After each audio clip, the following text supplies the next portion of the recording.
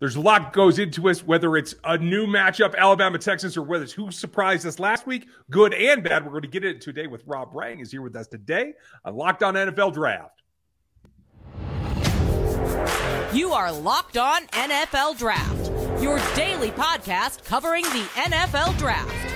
Part of the Locked On Podcast Network, your team every day.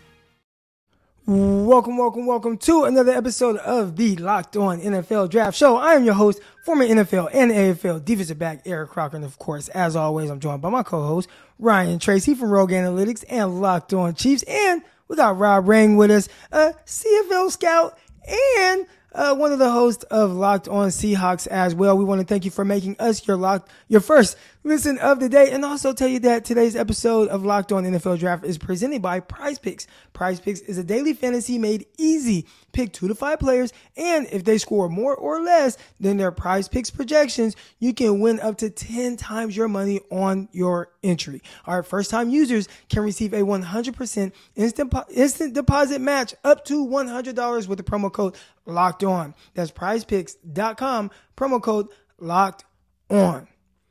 All right, guys, man, we've been talking a lot about the games over the previous weekend, and we'll touch on some of those, but there is a kind of a matchup that's very intriguing between Texas Longhorns, the Young Guns, that's what I'm going to call them, led by Quinn Ewers and Xavier Worthy, receiver out of California. I like to show a little love to my California guys, and the big dogs, Alabama, which there is a quarterback over there from California as well. By the name is Bryce Young. I don't know, may or may not have won an Heisman Trophy Award, but a lot of talent on the field. And Rob, you're going to tell us a little bit more about this matchup.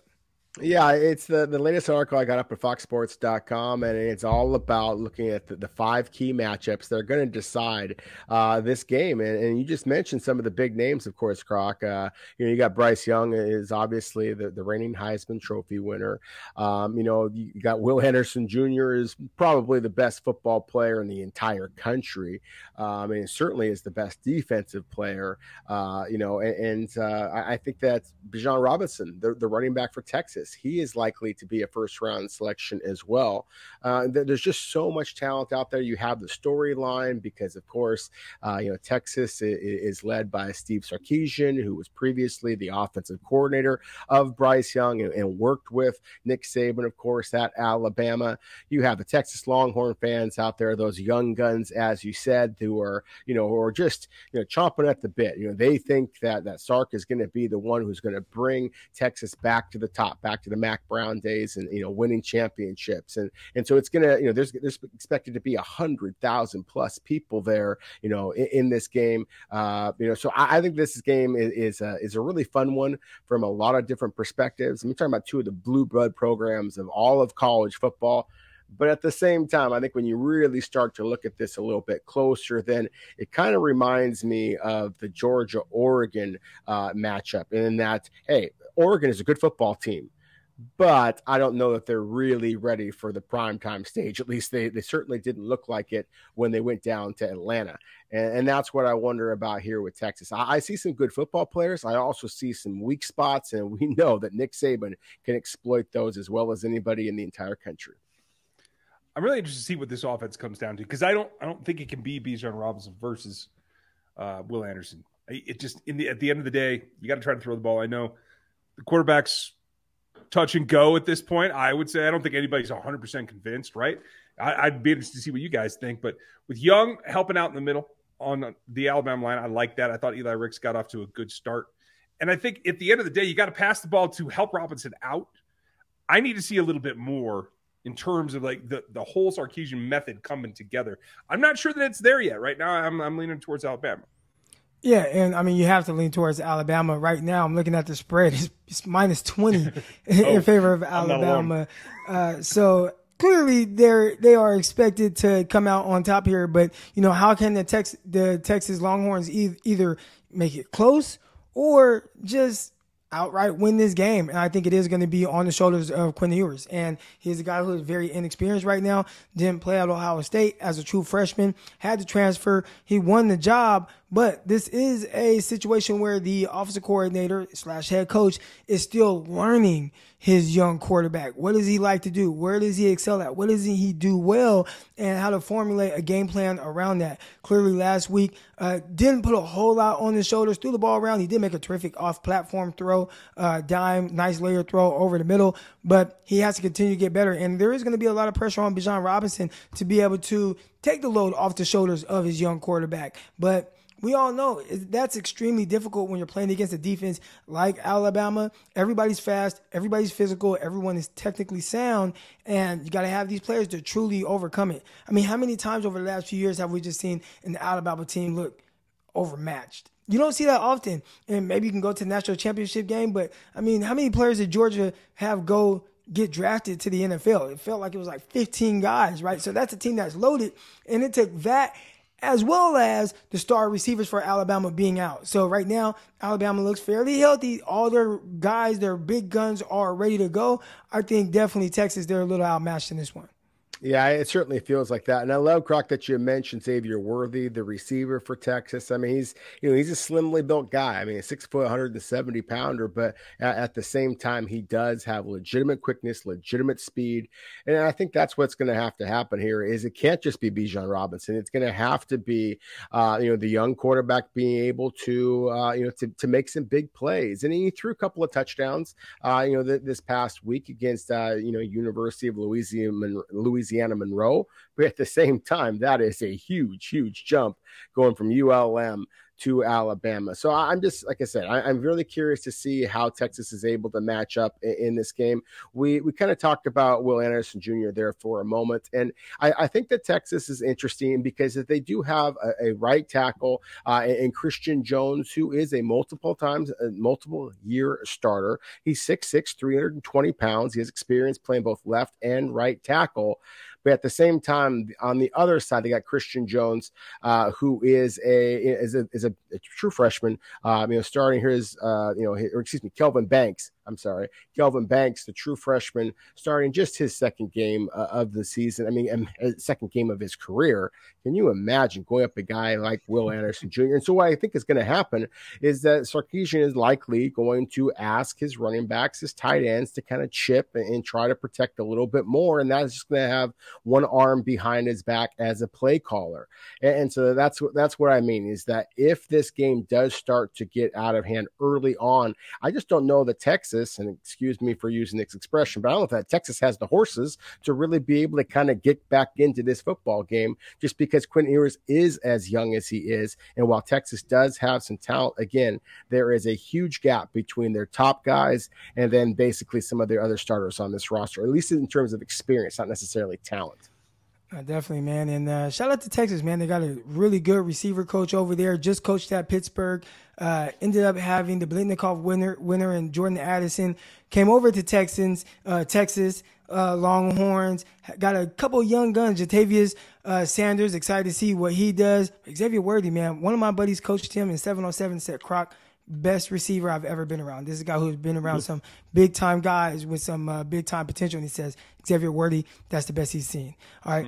When we get back, we're going to talk a little bit more about some of the best we've seen from last week. But first, we want to tell you a little bit about our good folks over at Turo and how it is the world's largest car-sharing marketplace. With Turo, you can book any car you want, wherever you want it, from the community of local hosts. So, say me. I got a 2020 Dodge Charger RT, got the Hemi. Hey, I can rent it out and let people borrow it on Turo. All right, you can browse a huge selection of vehicles for just about any occasion or budget across the U.S., Canada, and in the U.K. as well. All right, book a spacious SUV or a minivan for a family road trip. Get a classic or luxury car for that special event, birthday, or holiday. You can find affordable economy cars if you are on a budget and just need to get from A to B, or test drive that new electric vehicle you've had your eye on and you want to see, does it fit my everyday lifestyle? Many Turo hosts can even deliver the car right to you. And every trip is backed by liability insurance. Terms and conditions and exclusives apply. Again, guys, man, ditch that boring rental car with no tinted windows and find your drive at Turo.com.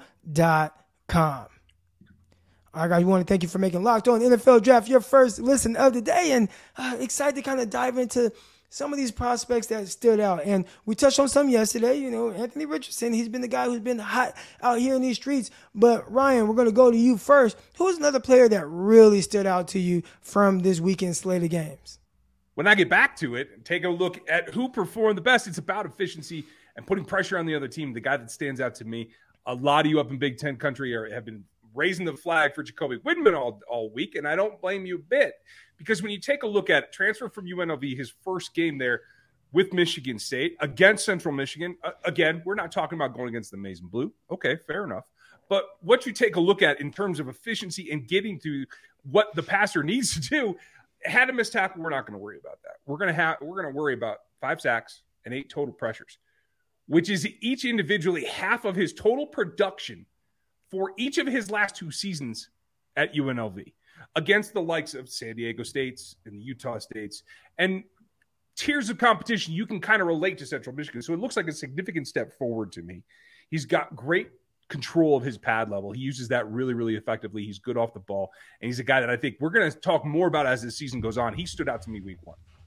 Well, I know for me, KJ Jefferson. I'm here, Arkansas country. I live in Southeast Arkansas. Big-time Razorback fans all around me. And they have this quarterback who started off a little slow last season. I mean, I remember when he was a freshman, I'm like, why are they not playing this kid? Why are they playing Felipe Franks over him? This team isn't going anywhere. Well, they didn't go anywhere. But the following year, I think they would have been better off playing KJ Jefferson the first year for that year where they were one of the better teams, but he just was a little inexperienced. Well, he came into this weekend and was extremely efficient, completed 18 out of 26 passes for almost 230 yards, 3 touchdown passes, and also chipped in over 60 rushing yards and another touchdown. So we're talking about 4 touchdowns, 0 interceptions for the young guys. So he's a quarterback who, you know, nobody's talking about the red shirt sophomore quarterback out of Arkansas, but he put on some things on display there, and I'm curious to see how he continues to play this out. I did have one of my buddies that called him kind of Dak Prescott. That's what he looked like, Dak Prescott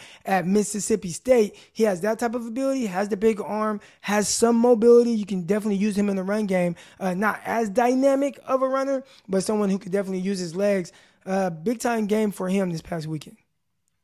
And just listening to you guys, I mean, I'm getting excited about week 3 of the call, or excuse me, I guess it'd be week 2 officially, but you know, with the week 0 stuff. But you guys get me excited about this upcoming slate of games, you know, including that Texas Alabama contest that we previewed just a moment ago. But when Ryan first started off talking about Big Ten, that made me think of a guy who actually is excelling at the University of Washington, but of course previously had been at Indiana, and that's the quarterback Michael Penix Jr. You know, of course, had coming off of the ACL injury that he had while at Indiana when Kalen DeBoer was calling the plays. DeBoer now is the head coach at the University of Washington. Penix was able to win the job from the incumbent starter and was absolutely spectacular. Now, again, kind of to Ryan's point previously, we know the level of competition wasn't so good in its very first opening game, and Washington was going up against Kent State. But considering how much the Huskies struggled a year ago, to see a quarterback put up similar numbers as the ones that Crock just mentioned, you know, Penix threw 4 touchdowns himself, and he looked dynamic doing it. Also athletic, but it was the accuracy and the arm strength that really impressed me in this performance to kind of start off his Husky career on a very good note. And then you mentioned Anthony Richardson, and of course I wasn't fortunate enough to be able to have the conversation with you guys over these last couple of days, and my goodness, Anthony Richardson really did show some of the exciting traits that we all have, just, you know, has scouts basically just drooling right now. And talk about an arm, I mean, my goodness, and just the athletic ability, the way that he made a good open field tackler in the Utah safety basically miss, just kind of come up empty, you know, for that touchdown, the 2-point conversion that he basically kind of just wiggled his way through, looked like Russell Wilson all over again.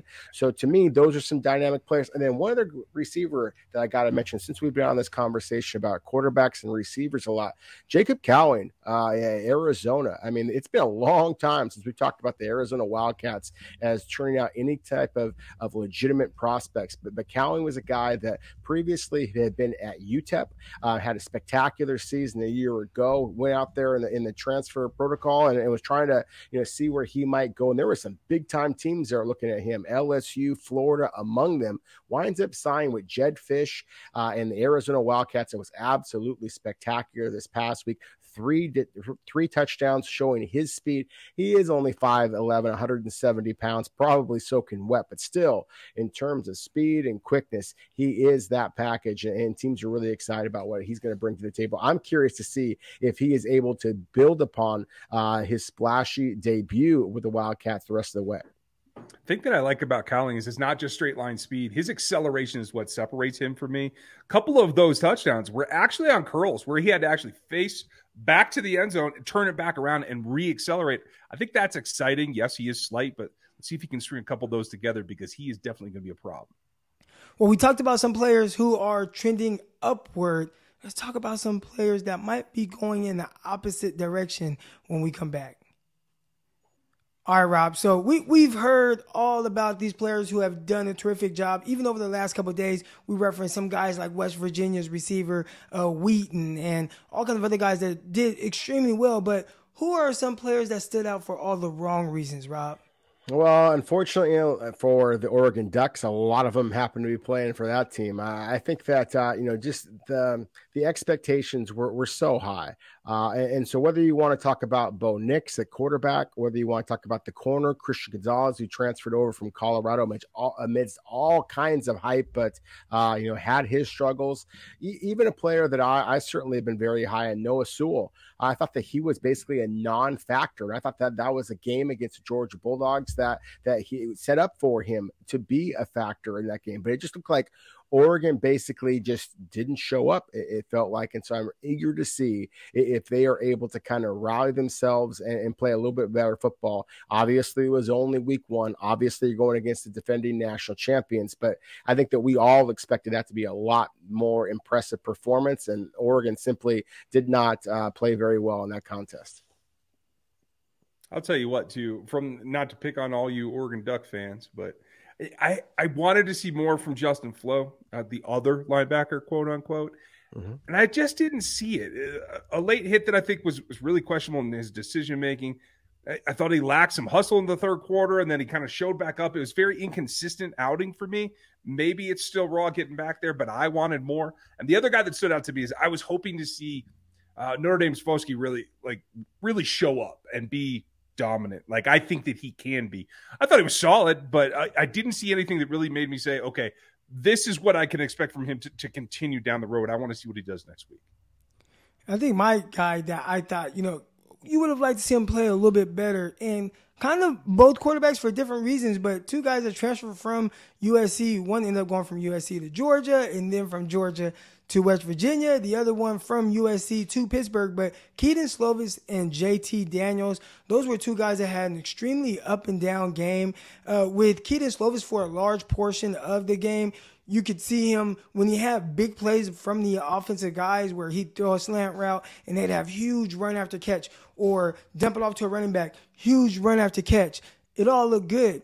But on a consistent basis, just really being able to be efficient and move the ball, it was extremely difficult for him. And not just for him. I saw some of the same things from JT Daniels. This is a guy who's on his third team, and maybe that has something to do with some of the continuity or lack thereof that he's building with some of his teammates. But he was extremely up and down. And we talked about Wheaton and some of the plays that he made, especially on jump balls, where there were passes that were fluttering in the air. He had to go up over 2-3 guys to come down with it to kind of bail his quarterback out. So extremely tough situation there, trying to figure out, okay, are these guys going to be the guy, or are they going to be and get better as this season goes on? That's something I'm going to look at from both of these guys. But right now, I'd say, West Virginia and also Pittsburgh, they probably have some question marks surrounding that quarterback position right now, but probably a little bit more difficult to really overcome what's going on.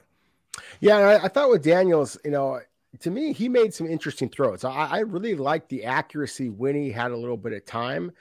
But at the same time, I also thought that he did throw the ball up. There were some flutter balls there. There were some times where I thought, you know what, I'd rather see a quarterback take a sack or throw the ball out of bounds. I just felt like he was pressing. Obviously, it is his third team. He fully recognizes that this is his final opportunity. And I thought that he pressed a little bit. Now, of course, it was the receiver who had allowed the ball to go through his hands that wound up being the pick six. Yeah, that was not on the quarterback. Exactly. And so you hear people criticize him for the interceptions and things like that. But I would say that I didn't see an elite arm. And sometimes when you get these guys that go to, USC or whatever, that they get, all this hype about him. But I was kind of pleasantly surprised by Daniels. I thought that he looked like a quarterback that still is going to have some NFL interest. Frankly, I thought that West Virginia as a whole was more impressive than obviously the eventual winner, Pittsburgh, and give the Panthers credit. I mean, they came back and took the game. But I thought West Virginia for basically the entire game was the more physical team, was the hungrier team. And again, I thought that Daniels actually made some interesting throws, the kind of throws that if I was a scout, say for the East-West Shrine Bowl or something like that I might be kind of, hey, this is a guy that is going to be interesting. Slovis as well, that's got enough name recognition. Scouts are going to be interested in him enough that you should give him some interest, give him some opportunity. We know what an incredible quarterback class is. We expect, at least I expect there to be several underclassmen who wind up coming out early. So I think there's going to be a whole glut of these senior quarterbacks that have some talent that are going to get their opportunities and perhaps surprise. I still think that Daniels is one of those that can do that. One more guy that I thought had a little bit of a kind of down game, man, and Kayshon Boutte, receiver out of LSU. You got to help your quarterback out a little more. And you see, I want to say it was maybe not until the fourth quarter where he finally got a catch. But it wasn't because the quarterback wasn't trying to get him the ball. He was targeted several times. And difficult plays that he was going to have to make, because I did think that the defensive back had good coverage on him more times than not. But he was not coming down with those plays. And when he had opportunities late in the game to kind of get some key catches, there were times where he just dropped the ball. Looked at guys that were kind of coming towards him. So for a receiver that everybody is saying, hey, this is wide receiver 1 or wide receiver 2 to Jackson Smith and Jigma, I thought there were moments there where he had an opportunity to really elevate himself and didn't come down with the rock. And those are the same type of passes where, again, I don't want to compare him to Jamar Chase out of LSU, but when you watch Jamar Chase and what really made him good, man, at the catch point, he was a bully, even at times when he didn't have the most separation. And I thought Kayshon Boutte right there, he kind of let us down in that department there. So that's another guy who I'm looking to see how he bounces back from that. And we're going to continue to keep an eye on how a lot of these guys either bounce back or continue to elevate their game right here on Locked On NFL Draft. We want to thank you for making us your first listen of the day. And also let you know that right now, for your second listen, go check out the Ultimate Pro Football Preview 2022. It's an 8-episode extravaganza to get you ready for this NFL season. All right, the local team experts of the Locked On Podcast Network, plus a betting angle from Lee Sterling of Locked On Bets, all combining into one ultimate NFL preview. Search for Ultimate Pro Football Preview 2022 on your Odyssey app, YouTube, or wherever you get your podcast. But that's going to do it for us today. Thank you for tuning in with us. We'll see y'all tomorrow when we preview some of the games that are going on this weekend. Until then, we're out. Peace.